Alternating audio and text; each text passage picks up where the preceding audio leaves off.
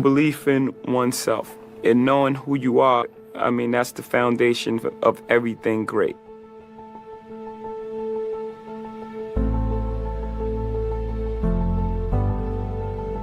The risky business of going against the grain. The reasonable man adapts himself to the world. The unreasonable one persists in trying to adapt the world to himself. Therefore, all progress depends on the unreasonable man.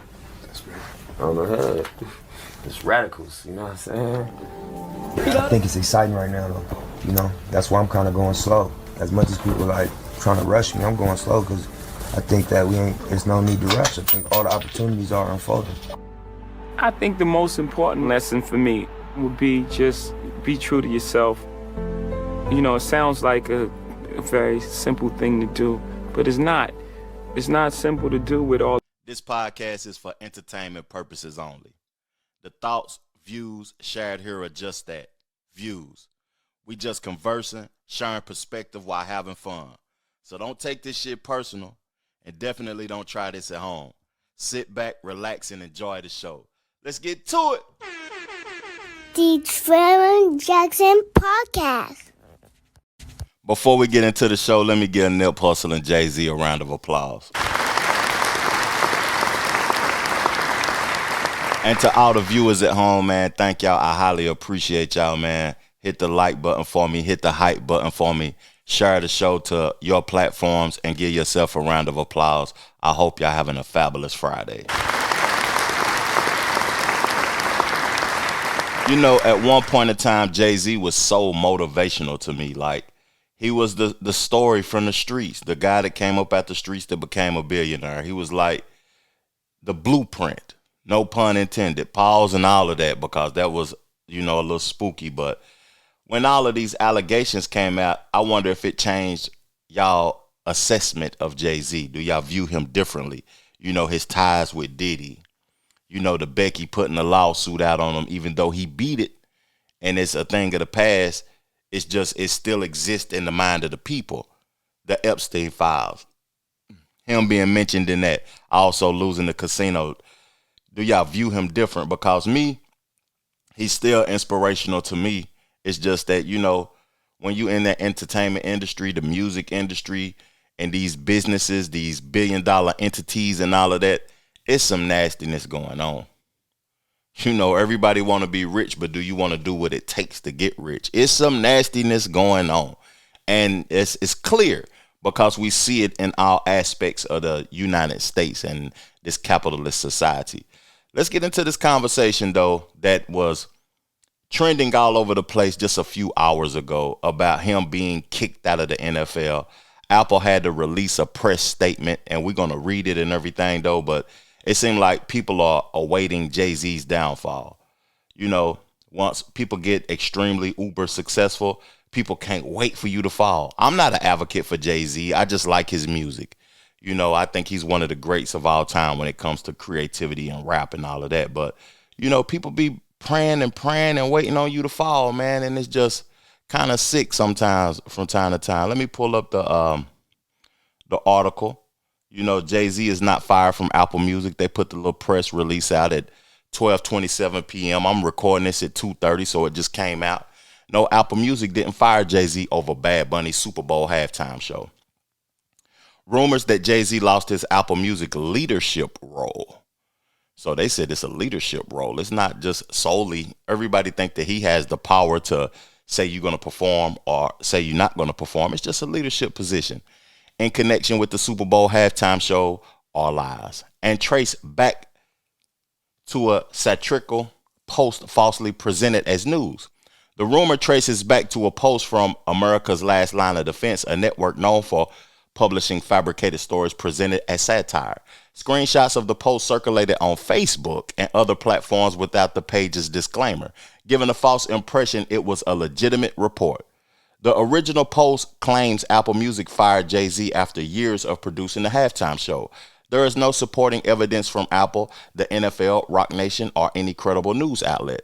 What Jay-Z's actually job is and who could even fire Jay-Z.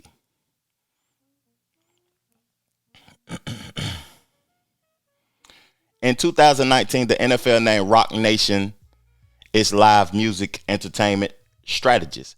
Jay-Z, through Rock Nation, has been involved in consulting and producing the Super Bowl halftime show since then.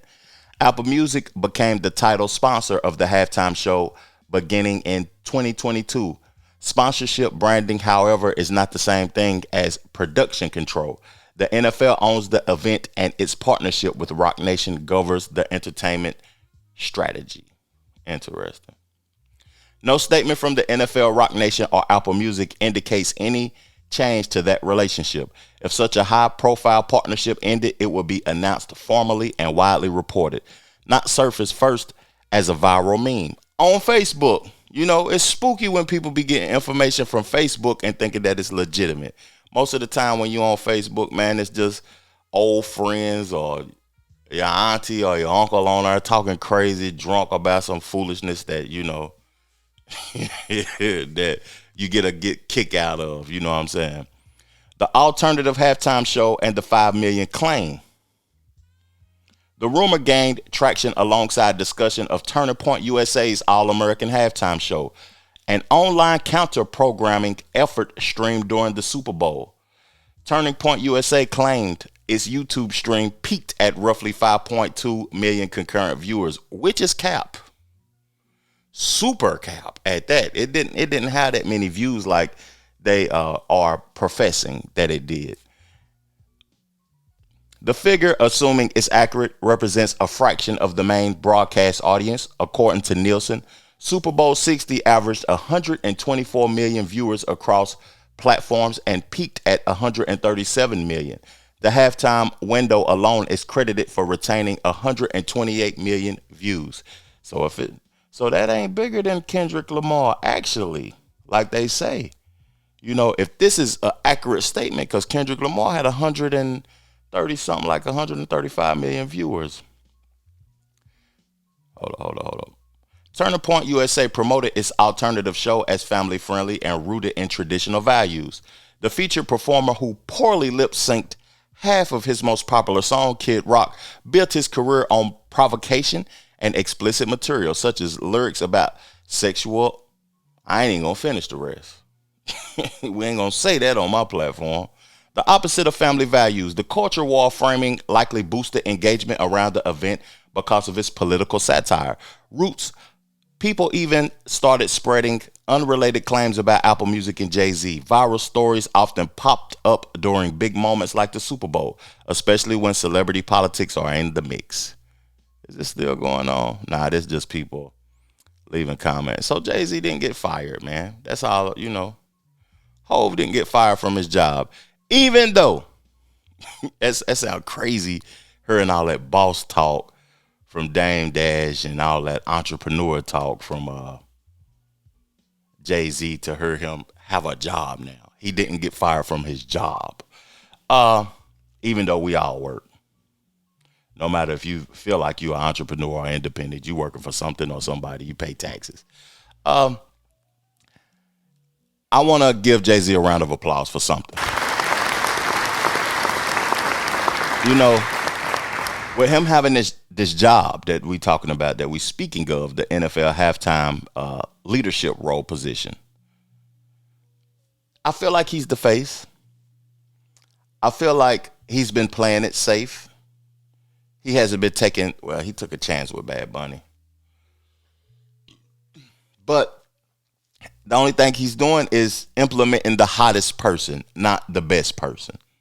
Whoever is doing the biggest streaming numbers, whoever runs Billboard or is the biggest of that year, not the biggest rapper, but the biggest artist in media, period. That's who he platforms. He just platforms whoever's the biggest, not the best. So with that being said, you know, I could see in due time them not wanting him to be the face anymore. That's just my take. And the reason I named this episode Hip Hop Under Attack, because we're going to be going in a whole bunch of different directions talking about hip hop and Project Pat, you know, under fire in Tennessee for preaching in classrooms. We're going to talk about Gene Simmons saying that hip hop doesn't belong in the Rock and Roll Hall of Fame. we got to talk about Sexyy Red and Just Eat It. You know, the foolishness that she got going on. But I want to close this Jay-Z topic out. You know, it's a lot of things that I don't talk about on my platform because it's an assumption. I can't prove it. You know, hip hop is what we prioritize over here. And, you know, cultural conversations. I feel like, you know, people on the internet is praying for Jay-Z's downfall. He's a uber successful individual, and people want to see you fail when you become that successful. You just got to maintain it. You got to know who you are so you can know what you will and what you won't accept. Just like the intro that we played with him and Nip. It's just interesting to see so much hate and so much division in the country. All of the things that are being assumed about Jay-Z, we don't know if it's true or fact or not. You know, Jaguar Wright put out a lot of things and a lot of negative stuff talking about him also. I just think it's nasty. I see DJ Academics talking about Hove a lot now and talking about him being implemented in the Epstein files, which he really wasn't. You know, it was just a tip that was given to the feds and they just put it in there. It's 1 million hot damn files. You know, people are prioritizing that instead of prioritizing the MLK or prioritizing the JFK files. It's just interesting to me. But salute to Hove, man. You know, hip hop is definitely under attack. I want to get into this clip though. We're going to switch the topic up.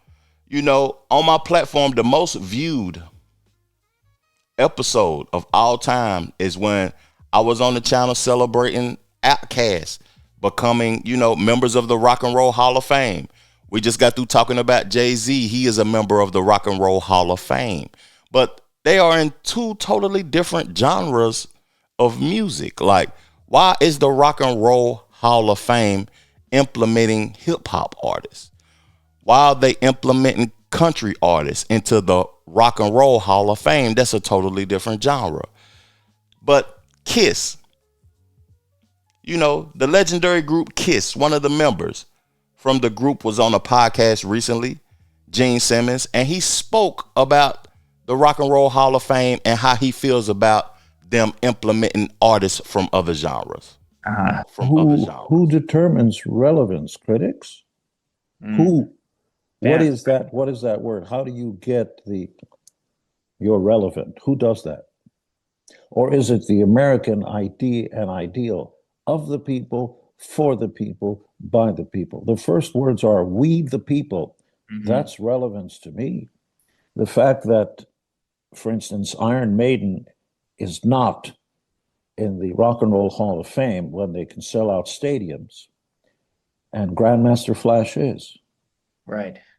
Ice Cube and I had a back and forth, and, you know, he's a bright guy, and I respect what he's done.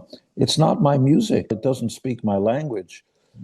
And I said in print many times, hip-hop does not belong in the Rock and Roll Hall of Fame, nor does opera, symphony orchestras. How come the New York Philharmonic doesn't get the Rock and Roll? Because it's called the Rock and Roll Hall of Fame.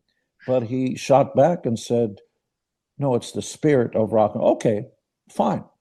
So Ice Cube and Grandmaster Flash and all these guys are in the Rock and Roll Hall of Fame. I just want to know when Led Zeppelin's going to be in the Hip Hop Hall of Fame. Oh, you can't do that. Oh, really? No. Music has labels because it describes an approach. By and large, rap, hip hop, it is a spoken word art. And you put, you know, beats in back of it and somebody comes up with a musical phrase, but it's verbal.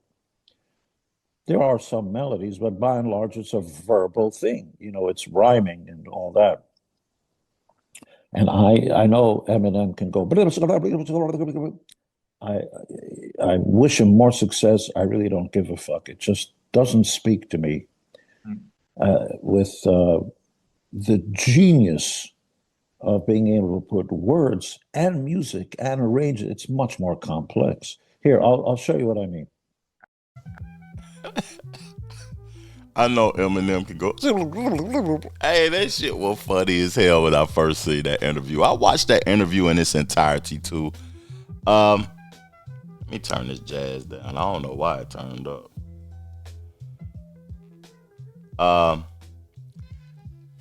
The interview was interesting.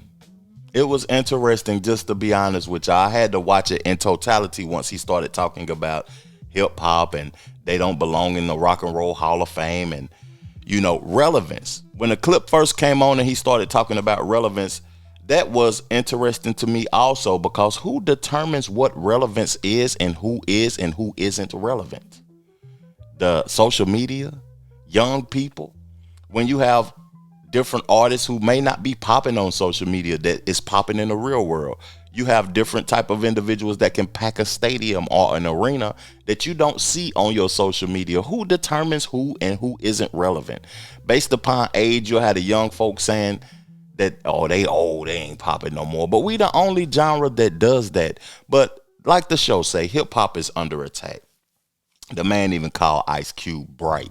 He didn't say Ice Cube was smart. He didn't say Ice Cube was talented. He didn't say Ice Cube was a dope creator. He didn't say that he was an intellectual, smart, or one of the best rappers in the world. He called him bright. He tried to minimize his light. He tried to minimize Cube's light, and I didn't like that. You know, it was an undertone of fuck them niggas in his conversation. It was kind of hidden, you know. But I ain't gonna say that he's racist. He may be racist, you know, but I ain't gonna say that he's racist because, you know, if you know your history, he went to the person who, one of the individuals who created rock and roll, who contributed to the creation of rock and roll. That's Chuck Berry. He went to his funeral and he told him, you know, he paid his homages to the black man who created rock and roll. So I ain't gonna give him the racist title because he does have some sort of decorum or whatever when it comes to respecting the people who created the genre for him, even though they ain't of the same race. So salute to that. Even though Chuck Berry was on Diddy type time, he got convicted of the Mann Act also, you know. So it's just interesting to hear him talk about this or whatever, though. Even though black people created the genre, they took over the genre. I ain't one of those type of people that will say that they stole, because they don't be stealing stuff, really, to be honest with you. They be taking shit. I know that sounds harsh and we don't want to speak like that, but they don't be stealing. They be taking over stuff, and we allow it. You know, we don't supposed to allow people to take over jazz, take over rock and roll, take over the things that we created, country music, hip hop. I can see hip hop going a different direction, you know, if we don't hunker down and say, this is ours, this is what we created. We already had Fat Joe, somebody that people listen to a lot, say that Puerto Ricans deserve 50% of the creation of hip hop, which was blasphemous behavior when hip hop and rapping was going on before it even got monetizable in New York City. You know, I took a few notes for this because KISS, the group that he was a part of, KISS, it was an acronym. You know, people started using the acronym and saying that KISS stood for Kids in Service of Satan. What y'all thoughts about that? Like, kids in service of Satan. That's just, you know, kind of dark. Real talk. I want to play the clip of Chuck D before I get my final take, because I got a take on this that I think that y'all going to appreciate. But I want to play Chuck D's response to Gene Simmons. Well, number one, Gene Simmons seems to say this every 3 years anyway. And I guess when the latest group of hip hop artists and rap music artists come in, you know, he's going to issue his point. I mean, he's a rock god, you know. But what he fails to realize is that it's the Rock and Roll Hall of Fame. And everything else other than rock, when rock and roll splintered in the 60s, is the roll. And soul music, reggae, hip hop, which is rap music, you know, because hip hop is a culture. So it embodies, you know, sight, sound, story, and style. But music, the vocal on top of the music has already been determined. So that's the roll, that's the flow, that's the soul in it. Yeah, Kiss are rock gods, but they don't have a lot of roll to them. I'm black, born in 1960. Being told that I don't belong doesn't even faze me. You know what I'm saying?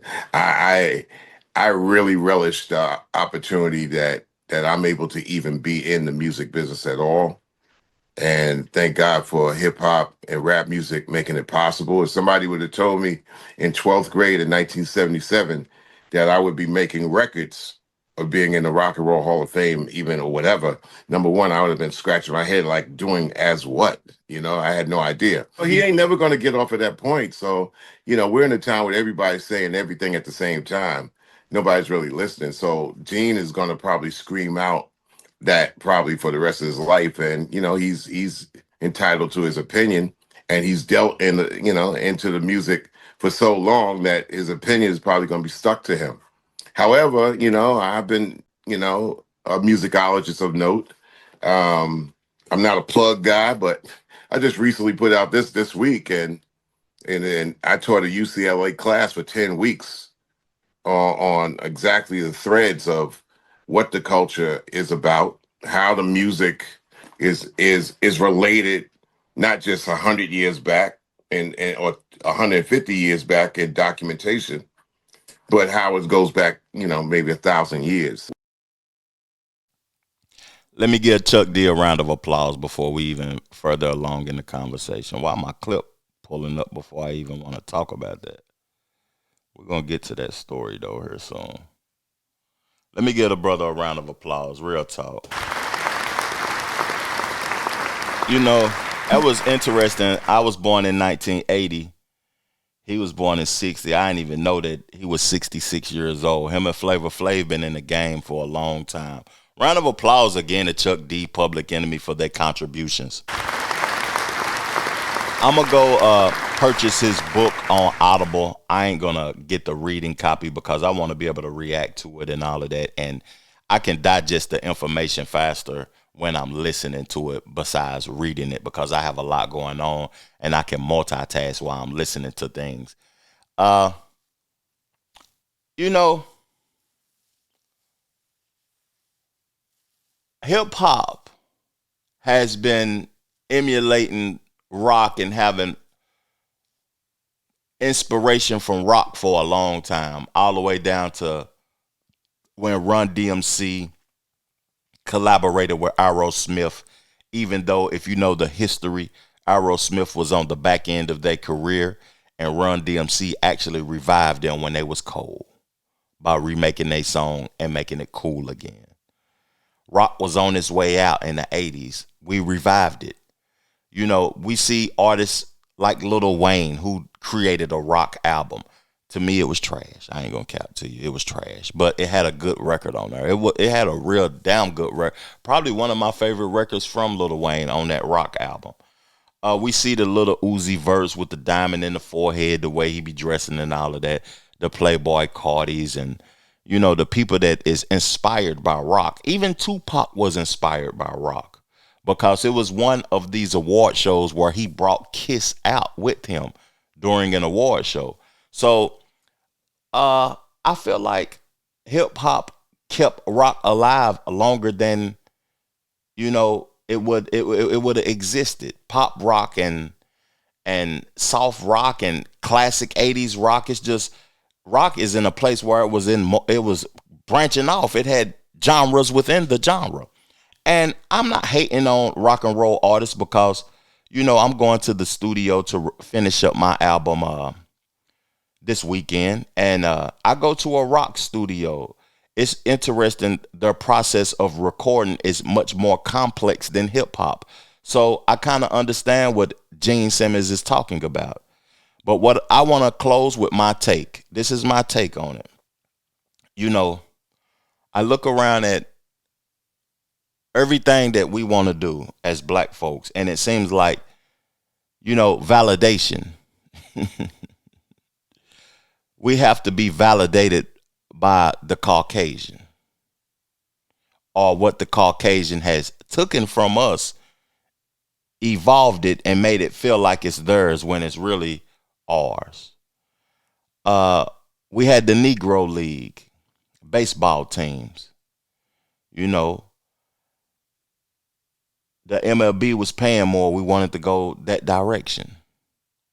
You know what I'm saying? So we could feel validated and get paid more. BET was a music video channel, but it wasn't validated till it was on TRL or MTV's music channel, because that was a form of validation. To me, the Rock and Roll Hall of Fame is theirs. Without our contribution to it, it wouldn't even be of value anymore. It wouldn't even be of value. Why we don't have our own Hip Hop Hall of Fame where we can highlight our own, and why we don't value it when we do create it? We have to seek validation from the Caucasian. It's just interesting. There's more things that I could talk about that we do to seek validation that I feel like we should show more appreciation to our own, such as award shows. Why we don't have the Black Grammy, and don't even name it Grammy. You know, name it something else, the higher standard of our music, and they should come to our thing and appreciate what we got going on. You know what I'm saying? And prioritize what we got going on. It's just interesting, man, that we have to be validated by the Caucasian. The Rock and Roll Hall of Fame, you know, I was hard on Andre 3000 for not performing and not, you know, doing his thing at the Rock and Roll Hall of Fame last year, because they won and they got inducted. Salt and Pepper got inducted, but forget the Rock and Roll Hall of Fame. Andre 3000 didn't perform because he don't really give a shit about it. That's not even the genre of music that they was making. So I don't know. I feel like we got to prioritize our own, create our own, and salute to Chuck D for defending hip hop. But hip hop is hip hop. Rock and roll is rock and roll. Gene Simmons got a point. He may offend some with his racial undertone and his, you know, we want to be included. We may deserve to be in it because we created it, but it feels like an inclusion type of thing that, you know, we don't need validation, man. Create our own.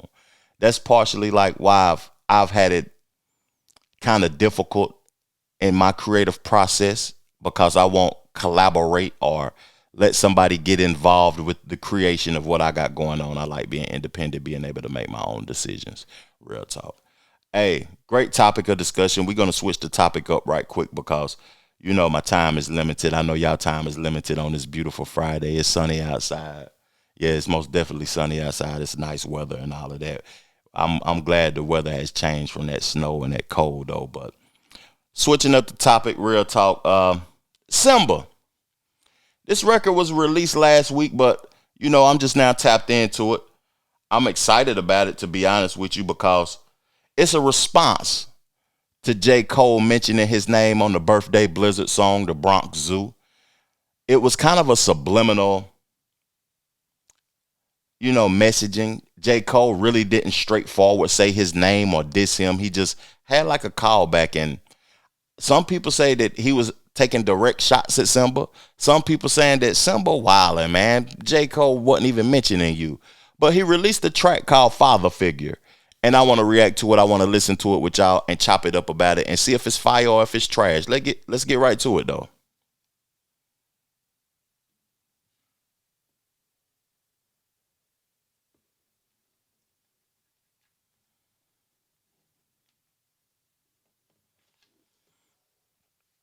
I apologize, y'all. Let me hold on. I gotta connect my Bluetooth.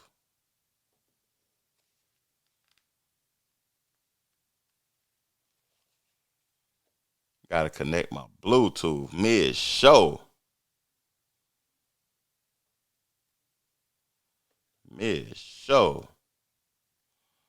Wildin'.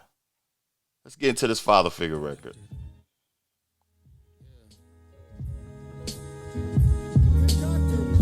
You know, growing up, we ain't really have too much to look up to. I mean, you had Mike, Kobe, LeBron. But like my hero, let me tell you, Pops was born in 7'3", he had love for the streets. He fell in love with the arts and found a home on the beach. He moved out west looking for room to compete. This nigga fucked so many chicks, he had a kid on every street. He had me young, I think he was in his 20s though. He barely knew himself, ain't teach me what he didn't know. My old man got away with words. He also had money problems, all he liked to do was splurge. He was never really home, but he was always present. Still left me Jews though, I learned a lot of lessons. He gave me game about the hoes before I knew the game. Had me thinking I was player before I knew a name. He taught me how to dress, how to talk, how to finesse, how to flex, how to check, how to step, how to press. I am what he made me, I'm a product of his ways. Hip-hop is my pop, but that's just how I was raised. But let me tell you about my father though. Nigga, let me tell you about my father though. Pops had a dark side, I ain't see it first. The fame and the flash was a mask to cover up his hurt. Had me thinking love was soft, showing pain's the worst. So I buried all my feelings in the devil's dirt. Taught me how to get money, but not how to keep it. Let the money pay for demons, watch and repeat it. If you got the money, you got the bitches, no matter how you treat it. Fuck them, leave them on to the next, you don't really need them. He fed the whole block, everybody ate. Put his people on, showed them different ways. He could save you and destroy you, that's the gift and curse. Angel and a demon, hard to tell what came first. Gave me scars, gave me balls, don't know which is which. Made me rich, made me sick, ain't that a bitch? I can't hate him for his flaws, cause it's all he knew. I'm talking about hip-hop, my father raised you too, nigga. Let me tell you about my father though. Yeah. Let me tell you about my father though. Pops raised all my brothers, we got similar stories. Blood ain't always the bond, but we bond through the mornings. Uncles held us down before we knew what we was forming. Uncle Pa gave us rage, Uncle Big gave us warning. Uncle Snoop gave us cool, Uncle 40 gave us slang. My brother Wayne's an alien, like my brother Game. Ye gave us soul and lost it, we still love him. Drake went global, some hate it, I ain't judge it. Cuddy Roddy got the melodies, while B got the drive. Kendrick pushed the pen and made us all feel alive. We don't always see eye to eye, but that's how shit go. Competition's in the blood and Pops created that though. Yeah, I watched my brothers win, watched my brothers take a fall. Some answer when it matters, some declined to call. We was raised to go to war, that's the code we knew. And when one of us get challenged, we expect to see it through. And Cole is our reflection, that's what really hurt us more. Kendrick pressed, Cole stepped back, never seen that before. It had me questioning, what was all of the training for? Maybe standing down and standing up, ain't think of that before. But this Marvin Gaye won't get smoked by his father, nigga. This Marvin Gaye know what's going on with all you niggas. I'm a troubled brother, but honestly, I love all you niggas. Hip-hop, that's our only motherfucking father figure, nigga. Let me tell you about my father, though. Yeah. Let me tell you about my father, though.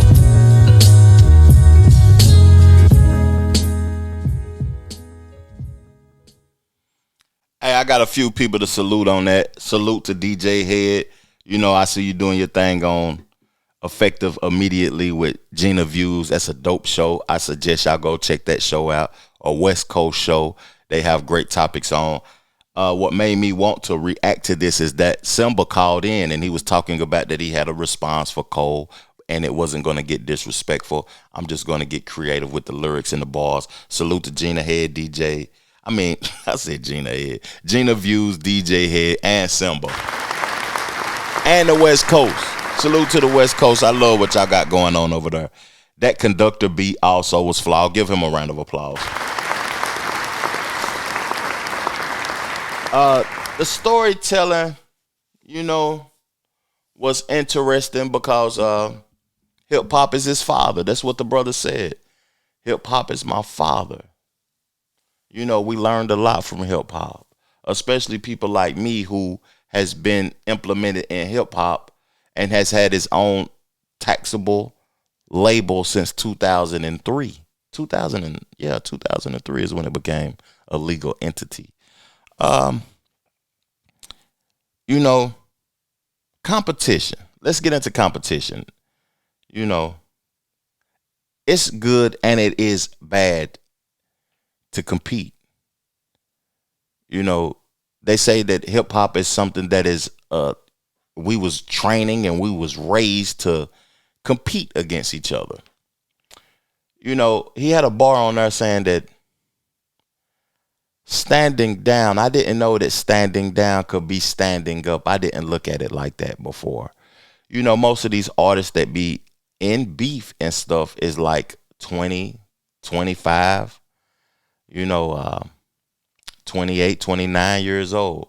Once you get upwards to 40 and 50, your mind start to change.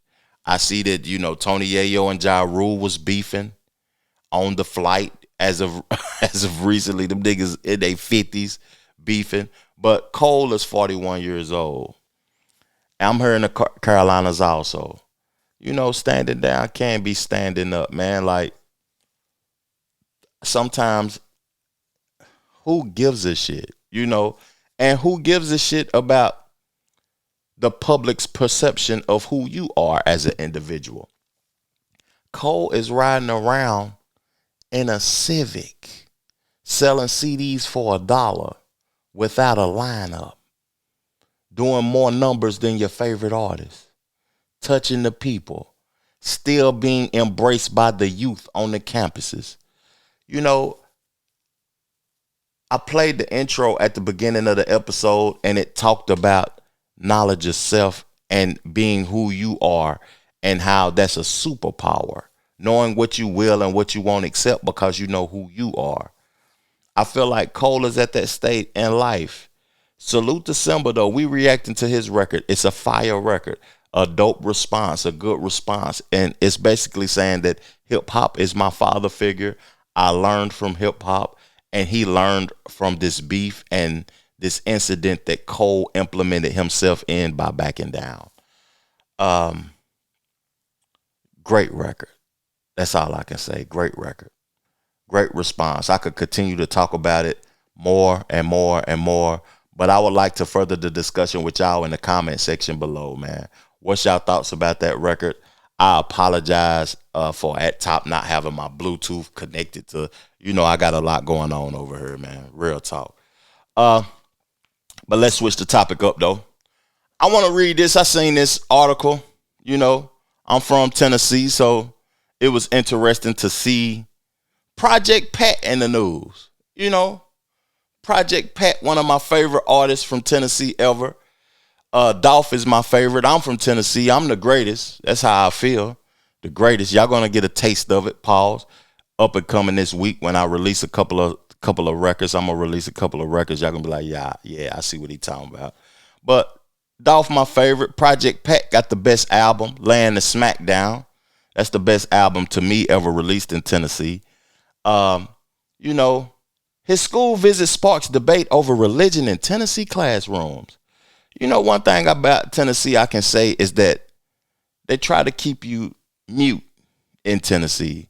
Speaking your mind comes with a price. Comes with a price. It's a Republican state. It's a conservative state. So if you saying things that's outlandish, even though Candace Owens in Tennessee right now saying whatever she want to say, real talk though, with all of those conspiracy theorists and her assessments of things that she really can't prove. Visit sparks debate over religion in Tennessee classrooms.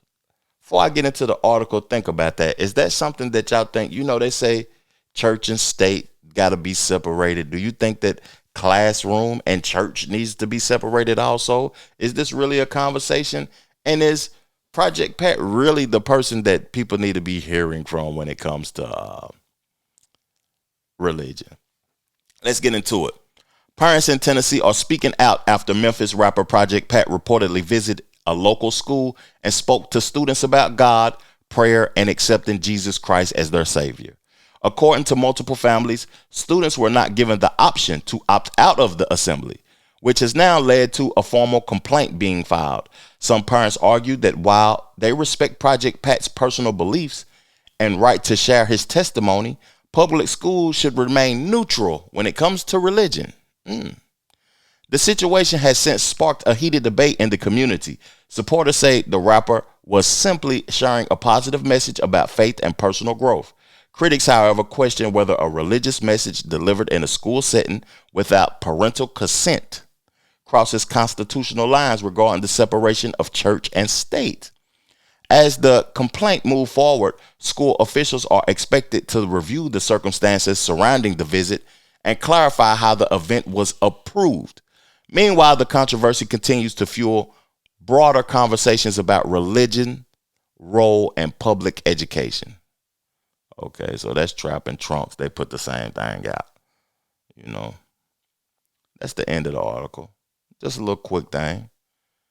So it wasn't no consent, you know, without parents' consent. Okay. You know, he's telling his story.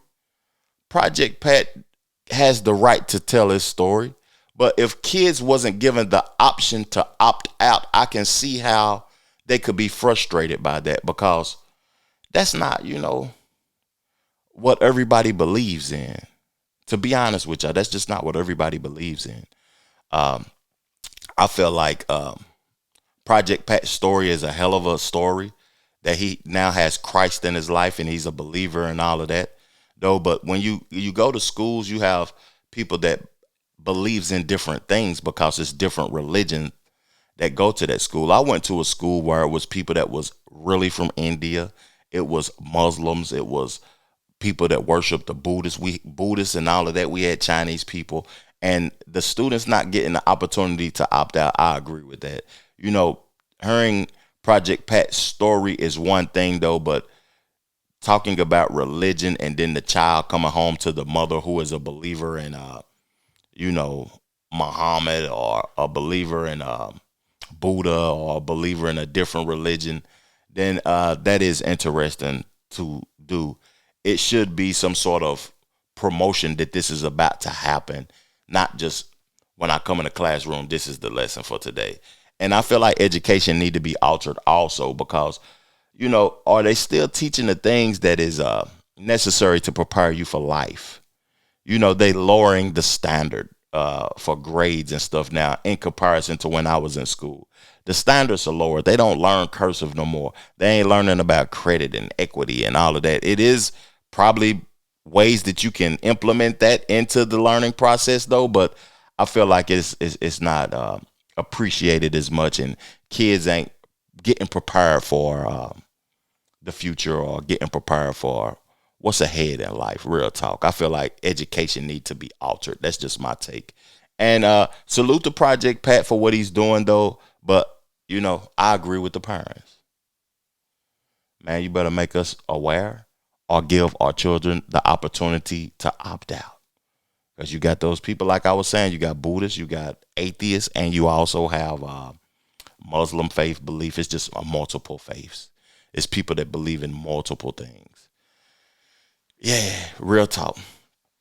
Let's switch the topic up, though. I want to get into this record that was previewed by Sexyy Red. This is going to be a short, quick hit, you know, topic.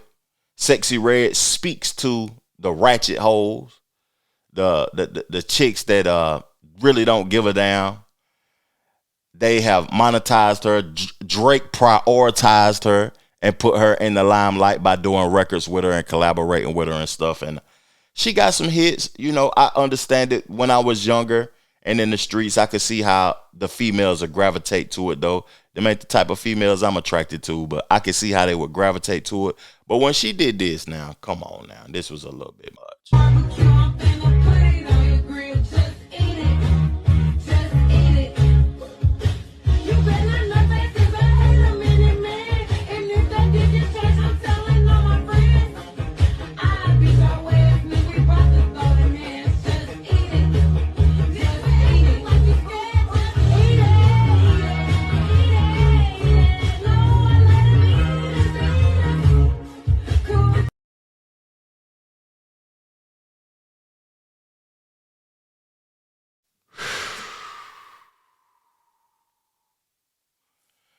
Hip hop is under attack, man.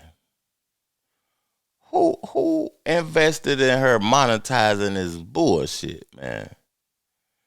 Do we blame the record labels? Who put $1 million behind that to put her in the limelight? Come on now. Just eat it. That is so low vibrational that it is crazy. But let's think about this. See, when I heard that, and then I went back to the song Just Beat It, both of them sound pausable. Beat what, Mike? What was he really talking about? When I go back and listen to some of Mike records after the allegations and the things, even though I loved Michael Jackson's artistry, his dancing skills, he could sing, he had phenomenal records, he was a great choreographer, and he was just a great artist in totality, and he had been doing it his whole life. Just beat what? See what I'm saying? Beat what, nigga? Eat what? Pause, man. It's just this whole segment is a pause, man. Sexyy Red, dog. Come on, man. And I'm gonna tell y'all what's crazy. You could get somebody that'll make a hell of a rap. You know, poetry, artistry, great projects, lyrics that's meaningful, and I have 1,000 views. Boom. That'll go platinum. Just eat it. I'm even on her talking about it. The reason I'm talking about it is because hip hop is under attack. It's a lot of foolishness going on. And, you know, nah, that ain't it, Sexy. That just ain't it. I got one more topic, then I'm going to get up off of this thing. No, I got two more topics, then I'm going to get up off of this thing. I got another article that I want to read to y'all about the 20 best first day out songs. But before we get into that, I want to get into a segment is like about prioritizing self, you know, family, what you should do for family. Should you, you know, help family more and more and more? Should you give them the bag? And should you, you know, if you become famous and you up $1 million, are you held accountable? Are you obligated to do for anybody? Are you obligated? You know, we're going to get into this clip from GloRilla sister. She's super viral right now. Maybe the most viral on social media. And it's low vibrational also. Just like the Sexyy Red song, Just Eat It. This is low vibrational, but I feel like it's a teachable moment and it's a message in the madness. Let's get to it. Everybody else, I'm sick of being acknowledged as being her sister and not reaping the benefits. I'm going to be honest. I don't give a fuck. I'm be honest. Rambo, bitch ass, riding around good. All these hoes riding around good, spreading money on their story, all that shit. Why can't none of your siblings do that? We the one was eating. Oh, you stole my hot and spicy.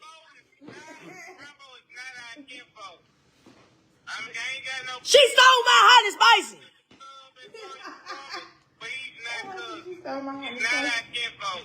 Then she was a piss in the motherfucking bed and blame it on me.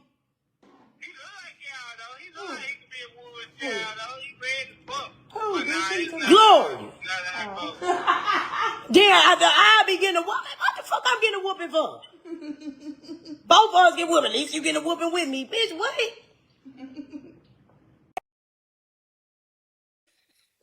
Oh, God, boy. Hey, it's so many clips that's viral of her talking crazy. She going in on everybody. Charlamagne, Bootsy, Joe Budden. She said, who is this whole ass nigga Joe Budden? Don't nobody know you. Why you speaking to me? But why I play that clip is because reaping the benefits. Also, she feels obligated to her wealth and all of that old type of stuff just because they grew up together and they family and stuff. You know, I feel like I love my family. I would do anything for them. But go broke. Because it comes a point in a person's life where you have to prioritize yourself. You know, that's something that this podcast that I've been talking about from the top of the show when I played the motivational speech from Jay-Z and Nipsey Hussle of knowledge of self and knowing who you are and what you will and what you won't accept. It may hurt, but, you know, you got to go get your own. You can't always be the person there to lend a hand, or you can't always be the person there to sacrifice for somebody else. Because most of the time when you do that, you'll be broke. Or when you need it, you be alone and you can't call that person who you helped out. So what I want to say is that why am I going to keep, like, GloRilla's net worth is just $2 million on the internet. She got 10 siblings and 2 parents. That's 12 people. That ain't even $100. That's $80,000 a piece, and she'll be broke. No, that's $160,000 a piece, and she'll be broke. I was doing a million math when I said 80,000 a piece, and then she'll be broke. She got to pay taxes on that wealth that she obtained. It's a lot of things that, you know, people think that money is a lot. Gotti gave her $500,000 off top. Ain't no telling what the record label gave him to give to her to sign to a CMG. But it could be a situation where she's in debt. She hasn't even recouped the money back from, you know what I'm saying, her record deal. So people will have an expectation that you're supposed to give and you're supposed to get and you're supposed to receive when somebody becomes successful. My thing is, focus on yourself. Go get your own bag. Right now, and I feel like she got the internet on fire. She should be making $100,000. How she done had the internet on fire for the last couple of weeks. She should be up. If you focus on yourself, they say that a closed mouth don't get fed. She opened her mouth. She should be getting fed now. Real talk. I want to play something though. You know, a clip in response to that from Sauce Walker. The most successful people in the world are the most selfish people in the world.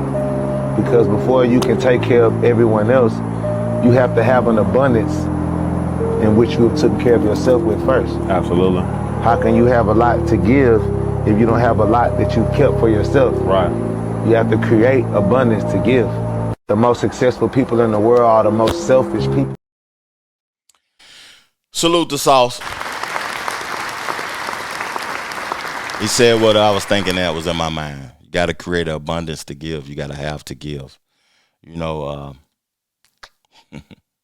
focus on you, man, and go get yours. Then you can help somebody else. And those people that's focusing on yours, that's telling you something right there, man. You know, I want to read these out and then just react to the last 5, the 20 best first day out songs. According to Complex, you know, the original one was Gucci Mane's 2009 First Day Out. And they ranking these songs. Who has the best one?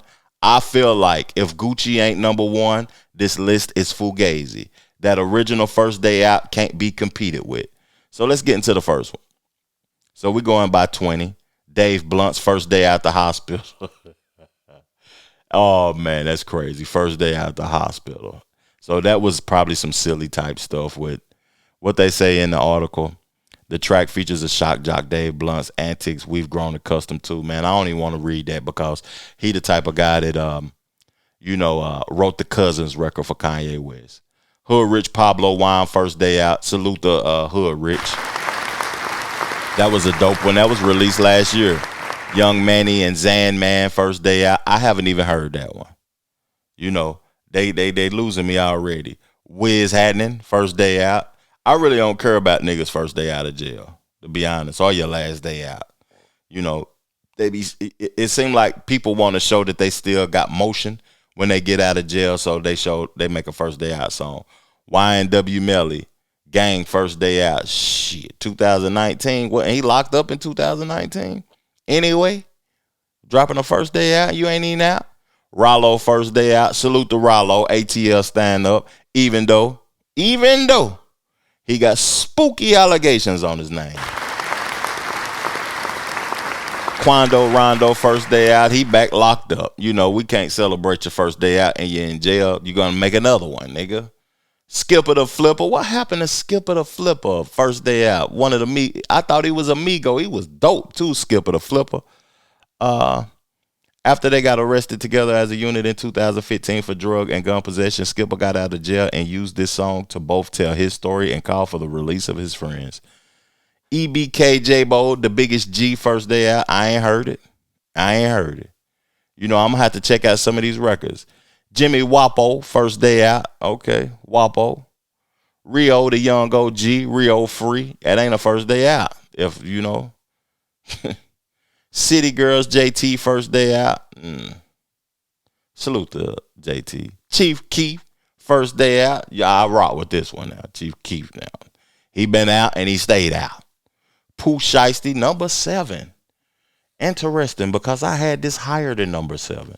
This is a Billboard chart-topping record, even though it shouldn't matter about it being chart-topping on the Billboard to be appreciated, but it's still charted. It's probably the only first day out that charted.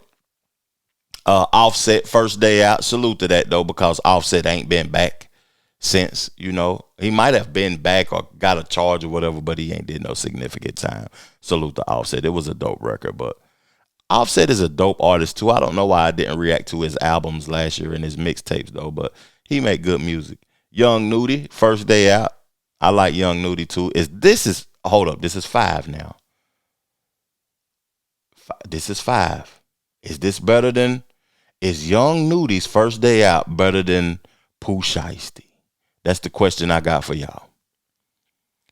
Kodak Black, first day out. That was a dope one. That was a dope one also. I like that one. Kodak Black is an underrated artist, though, but I can't get past the foolishness and the drug abuse. I just can't get past it, you know. It's a little weird. The song's celebratory lyrics highlighted how Kodak prevailed past the restraints of the justice system for a 12th time. This was far from the first bid, so he raps about smoking weed in his cell and knowing that once he was released, he had canary yellow diamonds waiting for him at home. The music video starts with what seems to be live footage of Kodak seeing his family for the first time at his release. A lot of people say Kodak is a clone. He got a pardon from Trump or whatever. He best to not get back out of jail. Get back in jail, because I don't, you know, it'll be interesting to see how he get back home after all of these arrests. Gucci Mane, this was the second first day out. This wasn't his first one on Writing on the Wall. I don't think so. I don't want to play it neither. So back in 2009, he was jailed for only completing 25 out of 600 hours of community service. Stemming from an aggravated assault case that was certainly one of Gucci's shorter bids, but it came a time when he was becoming an indisputable Atlanta rap legend. This is the first day out. Yeah, that to be number 3 is Foolishness, because that was the original one, and the energy behind it is what made other people want to create first day outs. This one, it was dope. Great production from Mike Will Made It. We seen what Mike Will Made It did to Hit Boy at that Versus. He smoked Hit Boy. And, you know, the founder of Mike Will Made It is Gucci Mane. Gucci Mane, man, is not appreciated enough for the artists that he found and the artists that he highlighted and implemented. Real talk. T Grizzly, number 1, first day out. I want to read why they said that. The impact of T Grizzly's first day out is one of the biggest music success stories of the 2010s. After an attempted jewelry store robbery, Grizzly was sent to prison and obligated to serve additional time for robberies he was involved with at Michigan State. In First Day Out, he discusses all of this in depth, filling out the song with more words than a court document. It was here that many were introduced to Grizzly's storytelling ability as he dropped bars like Kilroy. Remember when I used to use your L's to hit the road, hit that O and make them big boy sales move. Remember when you had them green things mailed with vacuum seals, trying not to have them green things smell? The song became a viral hit after LeBron James recorded himself getting fueled up to it during the NBA offseason. Right there, T Grizzly's price went up. The track not only helped launch his career, it ended up becoming a first day out rap classic. And I would have to agree with them that is a dope record. It is one of the best first day outs. It is probably the first day out with the best rapping on it, but it isn't the best first day out. It isn't the most impactful first day out. It's Gucci Mane. Thank y'all for tuning in to my show. Thank y'all for supporting the channel. You know, hip hop under attack. What's y'all assessment on some of these topics at hand? I'm gone, man. I appreciate y'all. Peace, love, plenty, abundance. Make sure you go get you some money, and I'm gone. Chill.